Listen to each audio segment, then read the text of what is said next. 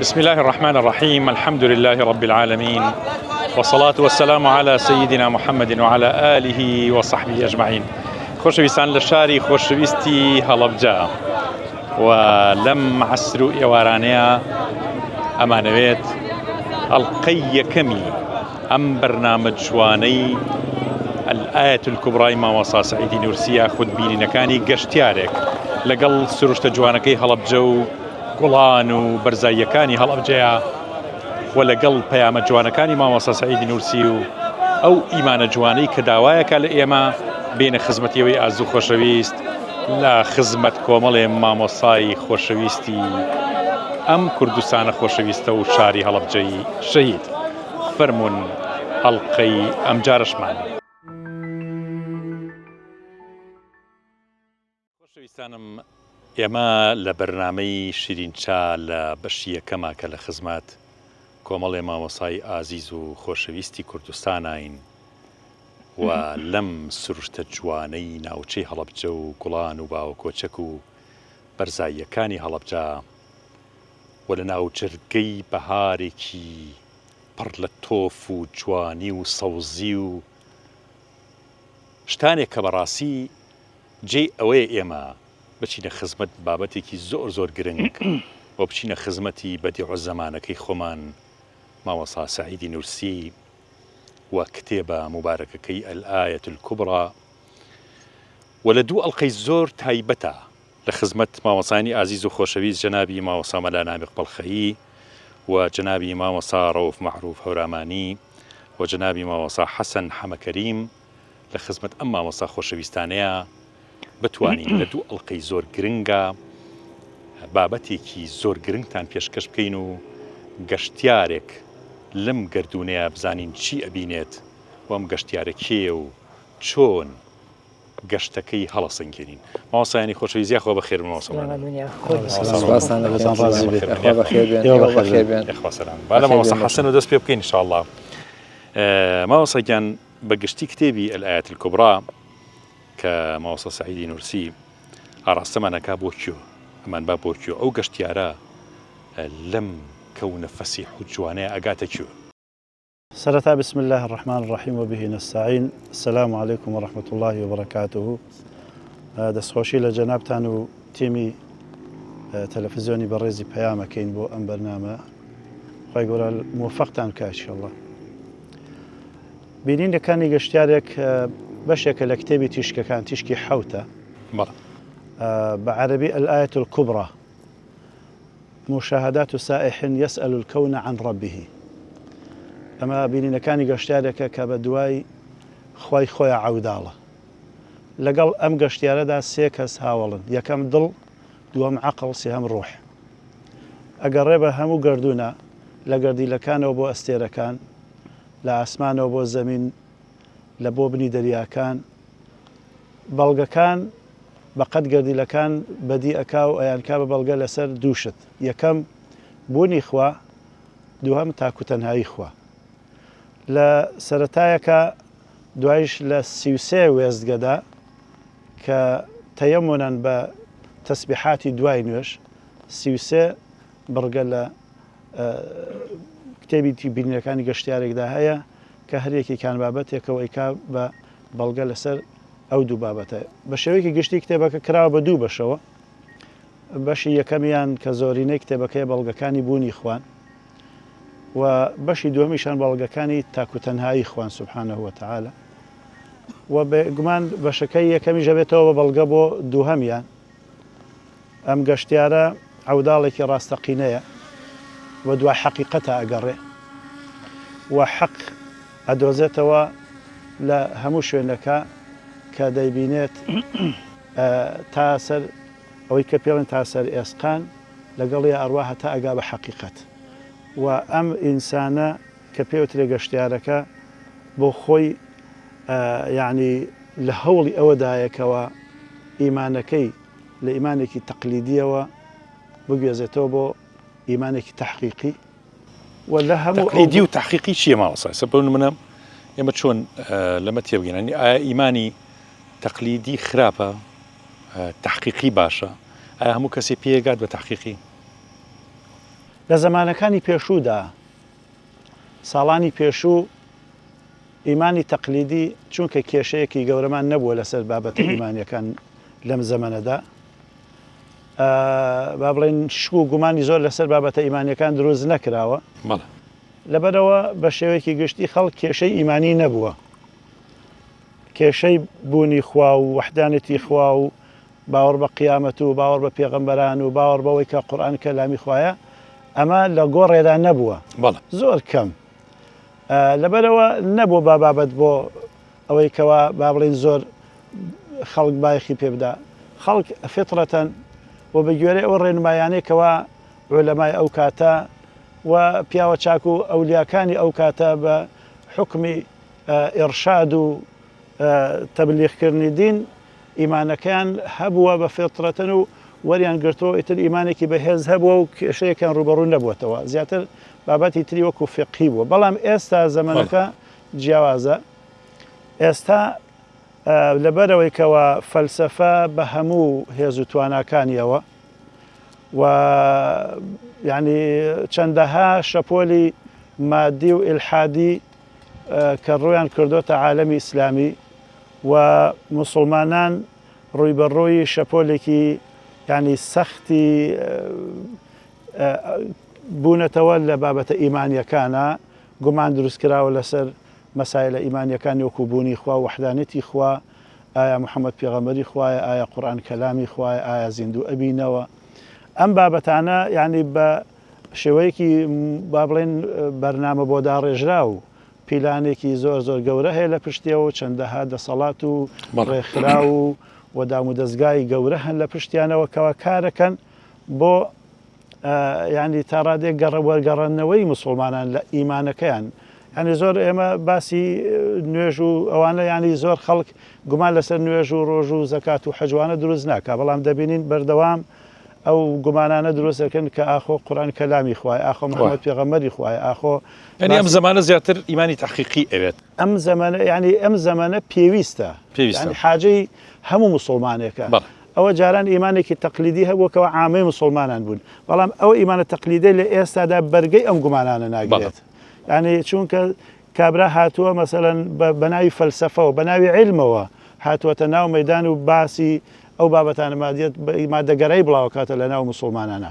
مسلمان چی بکە پێویستە لەم کۆناغەدا کە ئەگەر بیەوێ ئیمانەکەی بپارێزێ و ئیمانی کۆمەڵگاکەی بپارێزێ ئیلا پێویستە ئیمانی تەحقیقی هەبێ ئیمانی تەحقیقیش واتە ئیمانێک کەوا پاڵپشت و پشت ئەستور بێ بە بەڵگە چکە لە دینی ئێمەشە بە هەموو ینی پێودانگەکانی یعنی ئیمان لە ئێمە بە بەڵگەوە وەرەگیرێ یعنی ئێستا تۆ ینی بۆ نمونە ئەگەر لە ڕۆژی قیامەتە خوای گەورە لێت بپرسێ بڵێ بۆچی ئیماندار بوو تۆ بۆچی ئیماندار بوو هیچ معقول نییە بڵێ وەڵا بەرەوەی باکو داکەم ئیماندار بووم نژی ئیماندار بووم ئەمە لێت قبول ناکرێت بەڵکو تۆ ئەبێ ئەوەندە بەرچاوڕوونیت هەبێ کەوا بڵێ ئیماندار بووم لەبەرەوەی کەوا ئیمان بەخوا ئیمان بە مەلایکەت ئیمان بە هەمووی ئەوە ئەو واجبە گەورە بۆ لەسەر شانی من بە قەنەعەتی خۆم وەرم گرتووە نەک بە ینی با بڵێن کاریگەری دەوروبەر هەرچەندە کاریگەری دەوروبەر کاریگەرێکی ئیجابی زۆر باشە بەڵام بۆ ئێستا پێویستە هەر یەکێک لە ئێمە بەسیرەتێکی ئیمانی هەبێت ماوەسە ڕەوف جنابتان ئەگەر پرسیارە بکەین کە ئەم ئیمانە طبعاً وەکو ماوەسە حەسەن فەرمووی مانوبوونی ئەوێت خزمەتی ئەوێت ئەم کتێبەی کە بینینەکانی گەشتیارێک ماوەسە سەعیدی نورسی چه پرسیارێکە کات ئەم کتێبە چیمان پێ ئەڵێت ئەمان با بۆ کیو ئاڕاستەمانەکە بۆ بشوێنێک موسيان موسى سعيد نورسي الحمد لله والصلاة والسلام على رسول الله محمد وعلى آله وصحبه ومن والاه بخير هاتني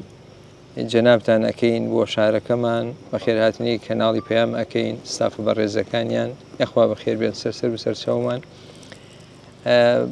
موسى توجيه مسلمانان أكا توجيه إيمان داران أكا بيام أكاني نور زۆر گرنگی بە ئیمان ئەدەن بۆچی ئەمە گرنگیە زۆرە بە ئیمان چونکی ئیمان شەهادەیەکە ئەگەر ئەم شەهادەیەت نەبێ ئەگەر ئەم ئیمانەت پێ نەبێ لە ئاخرەتە هیچی پێ ناکرێت لە ئاخرەتە خوا پەنامان بە خەسارۆمەندی قەزیە گەورەکە دۆڕاندووە لەبەر ئەوە ماوەسا لەم پەیامە زۆر بە جوانی زۆر بە وردی هەر لە ئاسمانەکانەوە دەست پێ ئەکا لە بۆشایی ئاسمانەوە دەست پێ ئەکا ئەفەرمێن ڕوونترین لاپەڕی تەوحید ئاسمان ڕوونترین لاپەڕێ چونکی ئینسانیش بەڕاستی کاتێک مناڵە و چاو ئەکاتەوە زۆربەی جار ئاسمان ئەبینێ سەیری گەورەی و عەزەمەتی خوا ئەکا لە ئاسمانەوە لەوێوە گەورەی خوا ئەبینێ لەوێوە کە هەورەکان ئەبینێ کە دەوروبەر ئەبینێ گەورەی خوای بۆ دەرئەکەوێ قودرەتی خوای بۆ دەرئەکەوێ ئیمان لە دڵیا ئەچەسپێ ئیمانێکی فیتری لە دڵیا ئەچەسپێ جا مامۆساژ ئەم شێوازەی گرتووەتە بەر لەم پەیامە بەڕاستی شێوازێکە ئینسان ئەگەیەنێتە ئیمانێکی تەحقیقی وەکو جەنابی کاک حەسەن باسی کرد و ئیگەینەتە ئەوەی کە دڵنیابێ لەوەی کە خوا خالقیەتی خوا دروستکەریەتی تاکو تەنهایە بەڕێوەبەری کەونە بەڕێوەبەری هەموو کائیناتە هەر لە ئاسمانەکانەوە بیگرایتر تا زەوی تا دەریاکان ئیتر وردە ئەو یەت و باسەکە دەست پێەکە ماوەسەگەنێ خۆ بەخێر خۆتان بەخێر بن وەرزاتان باتەوە یا ڕەبی ئاسمان یەتەقەتەڕ ڕەحمەتەن ئەم بەهارە جوانە کە ئاوا ئێمە تایە دانیشتوین بەڕاستی بەهاری ئەم ساڵ زۆر پێویستێکرد ماوەسە حەسەن کە بچینە خزمەتی پەیامەکانی ماوەسە سەعید نورسی یعنی ضرورەتێکی زۆر بوو کە ئێمە سەرێ لە حەشر بین سەرێک لە ئاەت الکوبرا بین سەرێ لە هەموو پەیامەکان بین کە ماوەسا خۆی مەلایکەت و ژیانی دوا ڕۆژ بەڵێ ئەویش هەر پڕێتی لەو یعنی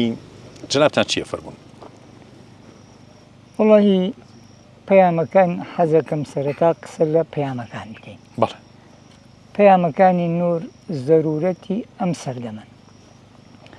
اینجا مامۆستا بەدیعوزەمان خۆی دەفەرمێ زەندەقە و کوفر و ئیلحاد لە سەردەمی ڕابردووە هێرشیان ئەکردە سەر و پەلوپۆی ئیسلام بەڵام چونکە لەو زەمانە ئیمان شتێکی گشتی بوو یعنی نیان ئەوێرە ڕوبەڕوو ئیمان منەوە توانای ئەوەیان نەبوو بەڵام لەم زەمانەی ئێمە کوفر و ئیلحاد چونکە بەرگی فەلسەفەی مادی لەبەر کردوون بەناهەق بەرگی علمی لەبەر خۆی هێرش دەکاتە سەرچی بناغەکانی ئیمان هێرش بۆیە پێویست دەکات لەم سەردەمەی ئێمەدا بناغەکانی ئیمان زانستی علمی کەلام لەم زەمانەدا بە بەڵگەی عەقڵی و بچەسپێنرێن مامۆستا بەدیعوزەمان خۆی دەفەرمێ ئیمامی ڕەبانی فەرموویەتی زانایانی پێشین فەرموویانە لە مەودووە کەسێک گێت زانستی علمی کەلام واتە بناغەکانی ئیمان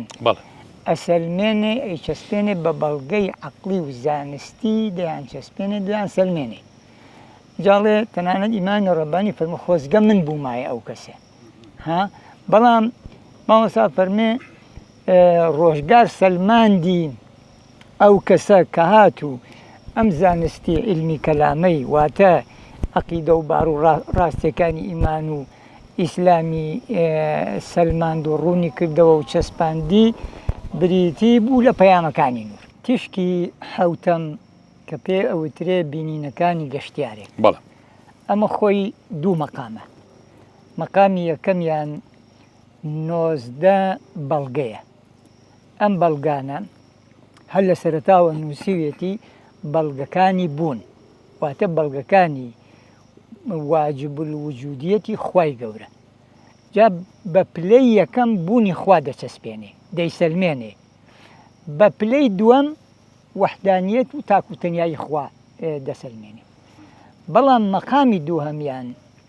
کە نووسیوێتی بەڵگەکانی تاکوتەنیایی ئەمانە 14 بەڵگەن بە پلەی یەکەم تاکوتەنیایی خوا دەسەلمێنێ بەڵام بە پلەی دووەم واجب الوجودیەتی خوای گەورە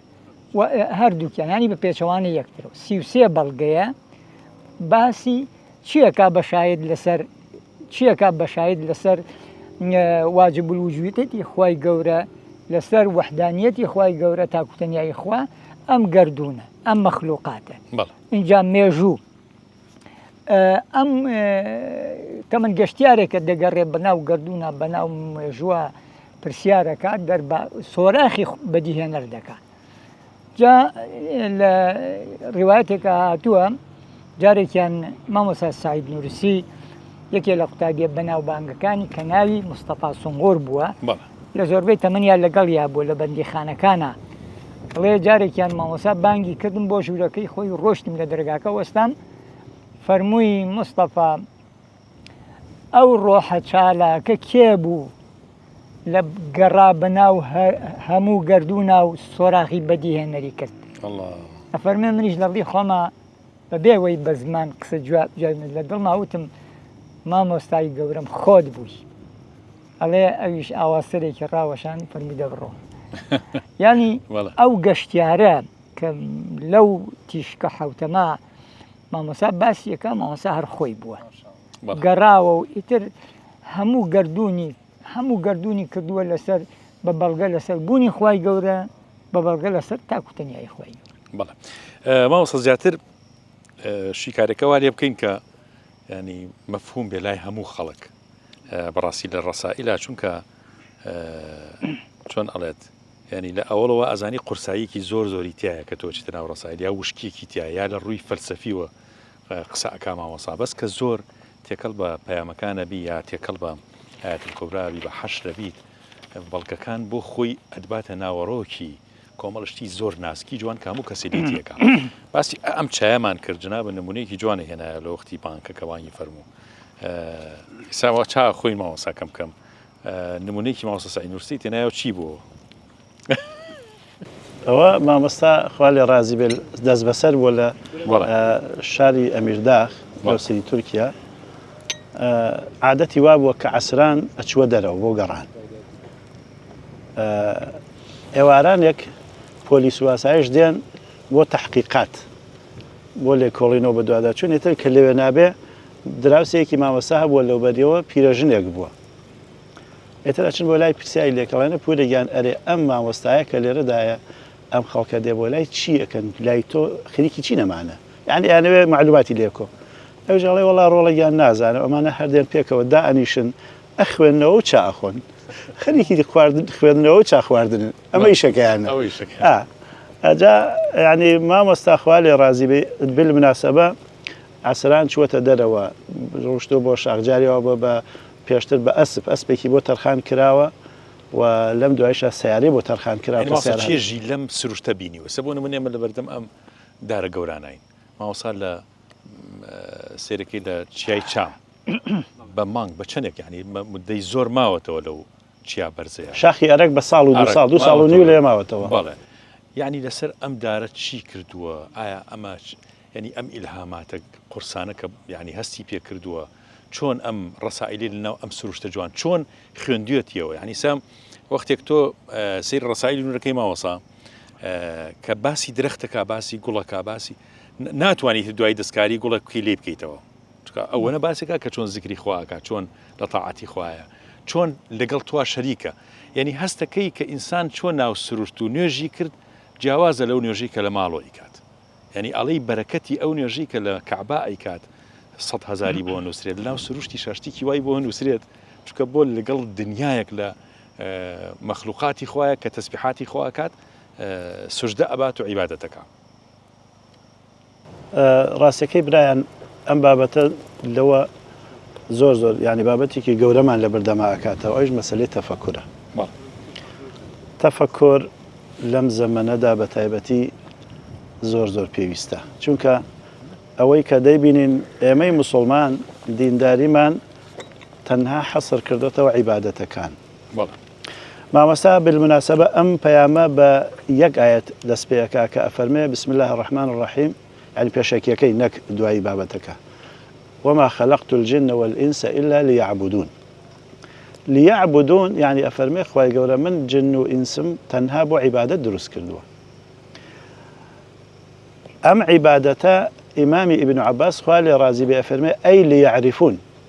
واتبم ناسا چونك قناغكاني دين داري لكيو دس بيكا لناسيني خواه دس بيكا أبيتو خواه بناسي إيمانت بيه هبه اینجا بیپەرستی يعني كمن الله من نواجهكم بو خوا أبي خوا بناسم وإيمان فيه به إن جاء بابل نواجهكم لقبول به إما براسي يعني أمدو قناغمان تا ڕادەیەک فرامۆش کردووە بەڵام مامۆستا خوا لێ ڕازی بێ ئەم دوو قۆناغی فرامۆش نەکردووە و بکردوێتی بەستوونی کارە گەورەکەی خۆشی چکە ئەزانێ کێشەکە لێرەیە وەکو مامۆستا نامی ئاماژەی پێدا ئەزانێکەوە ئەمڕۆ کوفر و ئیلحاد تۆ خوا نەناسی نوێژێک بکەی ڕوحی تیانە بێ ڕۆژوویەک بگرێ ڕۆژوێ بگری ڕوحی تیانە بێ حەجێ بکە و بێتەوە گۆڕانکاری تیا دروست نەکە إلى آخره بابەتەکانی عیبادەت یعنی ئەو عیبادەتانە نەبن کەوا ئینسان ئەگەڕنەوە لە خراپەوە ئەیبەن بەرەو چاکە بەڵام کاتێک کە ئینسان خوا بناسێ معرفەت الله دوایەوە کە تەبن لە ناسینی خوادا ئەبێت لە ئاسی ناوەکانی خوادا بوەستین چونکە ناوەکانی خوا بە ئێمە ئەناسێنن ئەو خوایەی کەوا خۆی واجبی کردو لەسەرمان کە ئاوا بیناسین نەک بۆ جۆرێکەوە ئێمە خۆمان بە خولیا و شێوازی خۆمان خوا بناسین جا برایان ئەم بابەتە لەوە یعنی ئەوەندە گرنگە کەوای کردووە ئەمڕۆ وا بخوازێت حتا زانستی کەلام لە شێوازەکانی ناسینی خوادا تا ڕادێک بە خۆیدا بچێتەوە چکە ئەو شێوازە کەوا کاتی خۆی گیراوەتە بەر بۆ باسکردنی خوا بۆ باسکردنی سیفەتەکانی خوا ناوەکانی خوا شؤون و کاروبارەکانی خوا بۆ ئەو کاتە هیچ کێشەی نەبووە ئیشی خۆی کردووە بەڵام لە ئێستادا کۆمەڵێکی زۆر پرسیار دروست ئەکا ویان وەڵا بێوەڵام هەندێک پرسیار ئەمێننەوە کە مسلمان لەبەر دەمیانە متەحەیرە بێ پەیامەکانی نور دێن لێرەدا ئیشی خۆیانەکەن لەبەرەوە بەڕاستی مەسئلەی تەفەکر زۆر پێویستە مامۆستا خۆی بە عەمەلی ڕۆشتۆ بۆ ناو شی و دۆڵ و دەشت و قەراق بەحر و دەریاکان و لەسەر دارەکان و یعنی دۆڵ و شی و شاخەکانی کردووە بە کورسی بۆ هەم دەرزوتنەوە هەم بۆ ئەوەی کەوا خۆیشی تێڕامێنێ لەبەرەوە قوتابیەکانی ئەڵێ پێی ئەوتین ئەرێ باشە ئەوە ئێوە مطالعەی گردوو نەکەن یعنی ئەوە چۆن مطالعە یعنی ئەوە چۆن کتێبەکان نەخوێننەوە چۆن قورئان نەخوێنن بۆ نمونە چۆن پەیامەکانی نور نەخوێننەوە ئایا گردوو نیژە خوێننەوە تیان چۆن ئەی فەرموو ئەبێ بڕن یعنی تەماشای کە ئەمە فەرمانێکی خواییە فانظر إلى آثار رحمة الله أفلا ينظرون أفلا تنظرون أفلا يتدبرون وإن من شيء إلا يسبح أفلا يبصرون آية الزور ما وصل تأكيد يا براسي يعني قردون هموي يعني لا چەند شوێنێکە مەسەن باسی تەفەکوڕەکە کە فەرمێ کە خۆی گەورە بەتایبەتی ئەم نامی کتێبە وەکو بڵێ هینێکی ترە شەقڵێکی ترە لە شێوازەکانی بریسکەی 29 کە بیرکردنەوەی بەرزی ئیمانی تەفەکوری ئیمانی ڕەفیع کە لەوێ سەرەتاکەی بە چەند ئاەتێک دەست پێەکە کە باسی تەفەکوورەکە تەفەکوور بۆ ئێمە وەکو چۆن خی گەورە فەرمێ لعلكم تتفكرون لعلهم يتفكرون إلى آخره چەندەها ئاەتی تر پێغەمبەریش صلی الله عليه وسلم ئەفەرمێ تفكر ساعة خير من عبادة سنة تفكر لێرەدا کامەیە تفكر لێرەدا ئەوەیە کەوا ئێمە وەکو چۆن ئەم قورئانە خوێنراوە ئەخوێنینەوە قورئانی مەقروء کە لە خزمەتی ئەبین و ئاەت و سوورەتەکانی هەن ئاوا قورئانی گردوونیش بخوێنینەوە بەڵێ دەستەکانە خۆش ماوەسە حەسەن ماوەسە ڕۆف ئەگەر ئەو کتێبە ئەمە طبعا ئەمە ئاەت الکوبرایە یا بینەکانی گەشتیار جەنابەت لەم بینینی گەشتیارە ئەتەوێت چەند خاڵێکی زۆر گرنگ بخەیتە بەرچاوی خەڵک چی ئەو خاڵە گرنگانە ماوەسە ڕۆف مامۆستایان مامۆستا لەم کتێبە شتێکی زۆر گرنگ باسەکە زۆر گرنگ پەنجەی ئەخاتە سەر کەوا بۆ هەموو ئیماندارێک بۆ هەموو مسلمانێک بۆ هەموو کەسێک کە خۆی خۆشەوێ کە ئەوێت دیفاع لە دینی خوا بکە زۆر زەرورە بیزانێ و شارەزای بێ دوو مەسەلەیە ئەفەرمێ لە مەسەلەی یەکەمە ئەفەرمێ لە بابەتە گشتیەکاندا نەفیکردن لە بەرامبەر چەسپاندنەوە هیچ بایەخێکی نییە یعنی چی مامۆستا ئەمە مامۆستا خۆی ڕوونی ئەکاتەوە ئەسڵەن نەفیکردن ضعیفە نفي خوا نبوني نەبوونی خوا نەبوونی ئاخرەت نەبوونی مەسەلەن ئەوانەی کە ئێستا مامۆستا حەسەن فەرمووی کە ئەو گومانانەی کە دروست ئەکرێن ئەمانە هەمووی نەفین ئەڵێ ئەوە نییە ئەوە نییە ئەوە نییە مامۆستا لێرە شتێکی زۆر جوان باسەکە نمونەیەکی واقعیمان بۆ باسەکە کە هەمومان هەموو عەقڵێک پەسەندی ئەکا ئەفەرمێ لە کاتی بینینی مانگا بۆ ڕەمەزان ئەم هەموو خەڵکە سەیری ئاسمانەکە کەسی عاقڵ کەسی ژیر کەسی یعنی پرۆفیسۆر هەمووی سەیرەکە بزانێ ئایا مانگ دیارە یان نە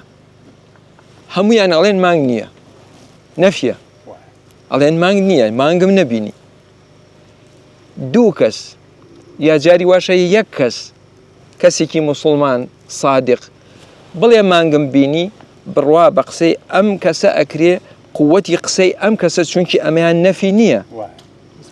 ئیسپاتە ئەمەیان فەزڵ ئەدرێ بەسەر هەمووە يعني نفي زور ضعيف نەفی زۆر ضعیفە مامۆستا اینجا ئەفەرمیێ باشە بۆ ئەم نەفی ئاوا ضعیفە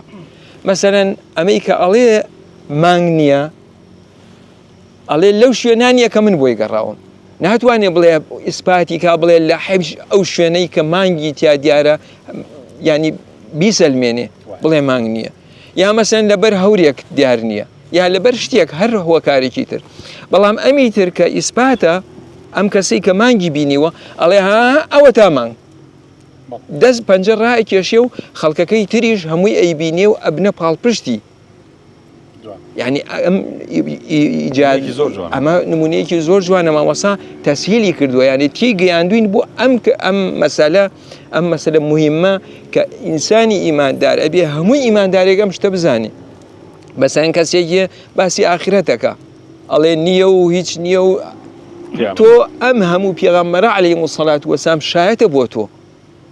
ئەمانە شەواهیدن یەک دانەژیان وایە بەس بوو چونکی ئەو ئیسپاتە ئەویتر نەفیەکە ئەڵێ نییە کەواتە ئەمانە ضعیفن هەر چۆن نەبینینی مانگ ضعیف بوو ئەمانیش ضعیفن ئەمانیش لاوازن کەواتە حساب بۆ قسەی ئەم کەسە ئەکرێ حساب بۆ قسەی ئەمانی تر ناکری مامۆستاگیان من حەزەکەم ئەو پرسیارە هەر ئەگەر جنابی شتێک لەسەری هەیە ئەوەی مامۆستا ڕەوف و مامۆستا حەسەن درێژی پێبەی وەڵا لەسەر ئەوەی جەناوی مامۆستا حەسەن باسی نوێژی کرد مامۆستا بەدیعوزەمان کە نوێژی کردووە زۆر بە تەفەککورەوە نوێژی کرد من زۆر لە دوای ئەوەی کە پەیامەکانم خوێندەوە اینجا لە دوای خوێندنەوەی ئەو نوێژەی کە ئێستا ئیکەم ئاسمان و زەوی فەرقە لەگەڵ ئەو نوێژەی کە ڕابردووکردم حەزەکەم هەر نوێژیشی کردو خۆت هەر نوێژم کرد حەزەکەم ئەمە ڕوون بکەمەوە مامۆستا فەرمووی جارێکیان لە مزگەوتێکان نوێژم کرد کە سورەتی فاتحەم دەخوێن کە گەشتمەوە کە فەرمێ ئیاکە نەعبودو تەمان ئەمە بەکۆیە ناڵێ ئیاکە ئەعبودو خۆم ئێمە فەرمێ وتم ئەم نەعبودو کێن سەیرەکەم ئەمانەی هەموو ئەم مزگەوتە لەگەڵ منە بە جەماعەت نوێژ دەکەن شایەتی ئەدەن لەسەر ئەوەی کە من ئیڵێم دوایەوە تۆزێ ئافاقم فراوان بوو هەرچی مزگەوتەیە لەم شارە هەرچی نوێژەکەن ئەوان وەکو من ئەڵێن ڕاستەکەی ئێمە هەرخوا دەپەرستین دیسان ئافاق و ئاسۆی بیرکردنەوەم لە واتای ئەم نەعبودووە فراوان بوو سێرەکەم هەرچی ئیمانداری ئەهلی ئیسلام هەیە لە هەموو سەرزەویە ڕابردوو داهاتوو هەر هەمویان ئەڵێ ڕاستەکەی شایەتیت بۆ دەدەن ئابە و ڕۆحیەتەوە نوێژی کردووە ئەجا لە دوای ئەوە زیاتر من زۆر گەڕام بەناو پەیامەکانە بزانم حەقیقەت و ڕاستی ئەم نوێژە چوانە کە ئینسە ئیماندارێکا بۆ خوای گەورە پەیامەکان وا تەوسیفی ئەم نوێژەکە کاتێ ئەچمە سەرە و بەرماڵە و ڕوو ئەەکە ماڵی خوام وا ئەزانم پێغەمبەری خوا صلی الله علیه وسلم ئیمامە و ڕووی کردۆتە قیبلە ماڵی خوا اینجا ڕیز لە دوای ڕیز لە دوای ڕیز هەتا ئەگاتە لای من هەتا ئەگاتە ئەو پەڕی دنیا هەرچوات هەمووی بەجارێکە لە حزوری خواوەند خوای عالەمیانە ڕاوەستاوی و هەمومان ئەڵێن یاکە نەعبودو إياك نعبد جاب زانا چه عظمت و چه سام و هەیبەتێکی تایە ئەو نوێژە بۆ تەفەکر و بۆ هیچ زمانەکانی پێشوش ماوەسا هیچ زمانەکانی پێشوش داهاتوش اینجا ئەمە کاتێ وای لەسەر زەوی ڕوود کردووەتە سورەتی فاتحە دەخوێن ئەی باشە کاتێک کە دانیشی و خەریکی خوێندنی تەحیاتی ئەفەرمێ کاتێک کە خەریکە خوێندنی تەحیاتی وا ئەزانم ئەمانە هەموو سەرکەوتوین وان لە ژێر عەرشا و لەبەردەم خوای گەورەیە و پێغەمبەری صلی الله علیه وسلم بە نوێنەرەتی ئێمە و هەموو مەخلووقات ئەو تەحیاتە ئەخوێنێ و حەمد و سەنا و ستایش و تەسبیحاتی مەخلووقات بە ناوی هەمومانەوە خاتە بەردەمی خوا اینجا کاتێ پێغەمبەر فەرمێ یەکەم جار التەحیات المبارەکات و الصەڵەوات لله ئەمانش هەموو لە دواوە بڵێ نەی پێغەمبەری خوا ڕاستە ئێمەش هەروە دەڵێن کە تۆ لە حزوری خوا پێشکەشێک اینجا لە دوای ئەوە خوای گەورەش ئەم تەحیاتەی پێغەمبەر وەردەگرێ ئەفەرمێ السلام عليك أيها النبي ورحمة الله وبركاته پێغەمبەری صلی الله علیه وسلم ئەمە وەڵامی ئەم سەلامە بە ناوی خۆی و بە ناوی هەموو ئەم ئیماندارانەوە ئەداتەوە ئەفەرمێ السلام علينا وعلى عباد الله الصالحين ئەمە تۆوای لەو جەوە لەو ژینگە نورانیە ئیمانیە ئەبودەتیە لەو شوێنە بەرزار لە ژێر عەرشی خوای گەورەدا جا ئەگاتە سەر ئەوی تر ئەشهەدو ئەن لا ئیلاهە ئەفەرمێ جوبرەئیلیش لەوێ کە ئەمە دەبینێ پێغەمبەر ئەو تەحیاتە لە حزوری خوا پێشکەشەکا و خواوەنی گەورەی سڵاو ئەکا لە پێغەمبەر صلی الله علیه وسلم ئەوی شایەتی دەدات ئەشهەدو ئەن لا ئیلاهە ئیلا الله ئەشهەدو ئەنە محەممەد ڕەسوول الله اینجا هەموو ئیمانداران لەگەڵ پێغەمبەرە صلوات اللهم صل على سيدنا محمد وعلى ئەمە وەکو بڵێ کورتەیەک دەربارەی ئەو نوێژە کە لە پەیامەکانە باسی کرا ئافوتر نازانم دەست خۆش بێ وەڵاهی کاتی بەرنامەکەی بەشی یەکەمیمان بەرەو کۆتایی ڕواگەروتێکی زۆر کورد ماوەسە حەسەن بە کۆتایی ئەخیری وەڵام لەسەرەوەی کاک حاجی ڕەوف کە لە خاڵی یەکەمی لاپەڕی یەکەمی ئەم کتێبەدا کە لە پێشەکەکایەتی مەسەلەی نەفیکردن حەزم کرد زیاتر ئەو بابەتە ڕوونکەنەوە چونکە هەر لەوێ ڕێگەکانی کوفر ئەقرتێنێ ئەقرتێنێ بەڵێ لەم کتێبە کتێبەیە چونکە هەر لە سەرەتاوە ئەڵێن نەبوو یعنی نەفیکردن ئەوەندە لاوازە خەریکە بڵێ بوونی هەر نییە ئێکە نەفیکردن یعنی کوفر چونکە کفر ئەمڕۆ مەبنیە لەسەر نەفیکردن کە کوفر لەسەر ئیثباتکردن نییە چونکە کوفر نایە شتێکت بۆ بسەلمێنێ کە بتبا بە قەنەعەت و دڵنیایی یەقین بەڵکو بەرەو نەفیکردنی شتانێک کە دەبا کەوا ئینسان لە ناو یەک دنیا گومانە بەجێ دەهێڵێ ئەی با بەرەو تاریکا یخرجهم من النور إلى الظلمات لەبەرەوە لێرەدا کە باسی نەفیکردنی یعنی هەر لە سەرەتاوە کوفر زەربی سفرەکات نایهێڵێ هەر لێرەوە یعنی ئێتر قووەتی ئەم پەیامە لێرەوە دەست پێکە و حەقیقەتی ئەمڕۆیش تەماشای قورئانی کەریم بکە چەند باسی ئیمان کراوە ئەوەندەش باسی کوفر کراوە چونکە گرنگە من کە خۆم بە ئیماندار ئەزانم چۆن ئیمانەکەی خۆم ئەناسم ئاواش کوفر بناسم بزانم ڕێگەکانی کوفر و ڕێگەکانی کافر بوون جۆرەکانی کوفر چی بە من ئەڵێ چی بۆ من ئەکا چیم پێ ئەکا ئەمانە بێ بزانم بەرچاوڕوونی هەبێت چونکە ئەمە ئەگەر ئەمانە نەزانین یعنی وەکو تۆ شەڕ لەگەڵ دۆژمنێکە کە بکەی کە نەزانی کێ و لەکوێیە شەڕکردنیش لەگەڵ دۆژمنێکە کە نەزانی کێ و لەکوێیە شەڕێکی بەڕاستی دۆڕاوە طبعا ماوەسانی خۆشەویست بینەران و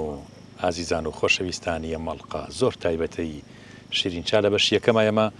بەرەو کۆتایی ڕۆین ئینشەڵا لەڵقەی دووەمە لە خزمەتە ماوەسا خۆشەویستانەیە جارێتر بە خزمەتان دەگەین و درێژە بە ئەم باسە زۆر گرنگەی بینەکانی گەشتیارەکە دەین کە لە نووسینی ماوەسای بەدیع زەمان ماوەسە سەعیدی کوردیە ماوەسە سەعیدی نورسیە تا ئەو کاتە بە ئێوەی ئازوو خۆشەویستە گەینەوە بەخوای گەورەتان ئەسپێرین سبحان ربك رب العزة عما يصفون وسلام على المرسلين والحمد لله رب العالمين والسلام عليكم ورحمة الله وبركاته